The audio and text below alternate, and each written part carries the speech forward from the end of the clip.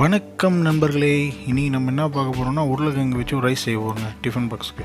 பாருங்கள், ஒரு வெங்காயம், ஒரு உருளைக்கிழங்கு, இஞ்சி, பூண்டு, ஒரே ஒரு பச்சை மிளகா, கருவேப்பிலை எடுத்துருக்குங்க.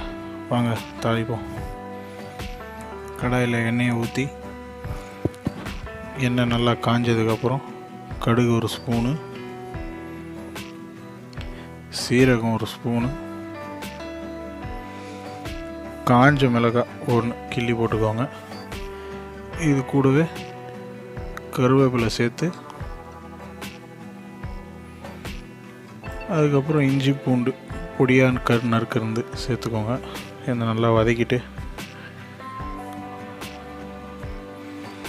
இது கூட நான் வெங்காயத்தை நீல வாக்கில் கட் பண்ணி வச்சுருக்கேங்க. ஒரு வெங்காயம் உங்களுக்கு பொடியாக வேணும்னா கூட கட் பண்ணிக்கோங்க.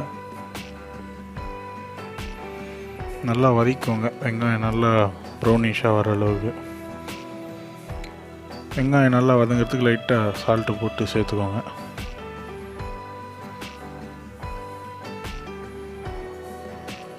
பாருங்கள், வெங்காயம் நல்லா வதங்கிருச்சு.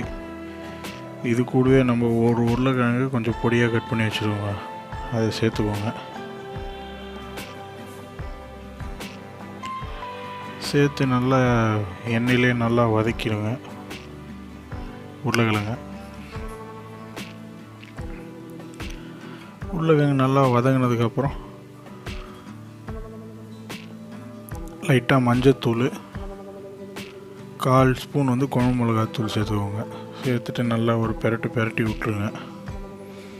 நல்லா பச்சை வாசனை போகிற அளவுக்கு பெரட்டி விட்ருங்க.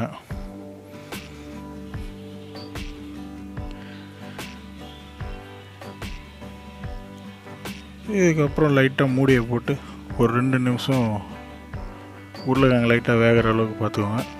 பாருங்கள், நல்லா உருளைக்கிழங்கு நல்லா வெந்து வந்துருக்கு. இது கூடவே நான் ஒரு ஆள் சாப்பிட்ற அளவுக்கு ரைஸ் வெடித்து காய வச்சு வச்சுருக்கேன். பாருங்கள், ரைஸை சேர்த்துட்டு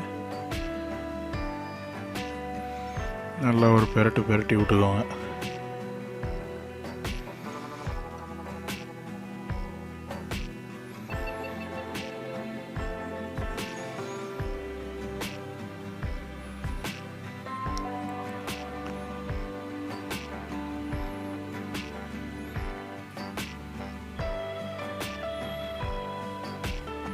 நல்லா பெரட்டி விட்டுட்டு இது கூட தேவையான அளவு உப்பு,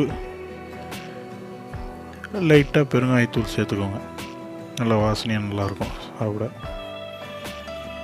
சேர்த்து விட்டு நல்லா ஒரு பெரட்டி எடுத்தால் லஞ்சுக்கு டிஃபன் பாக்ஸுக்கு அருமையாக இருக்குங்க. நைட் மதியத்துக்கு அவ்வளோதாங்க, முடிஞ்சுங்க உருளைக்கிழங்கு ரைஸ்.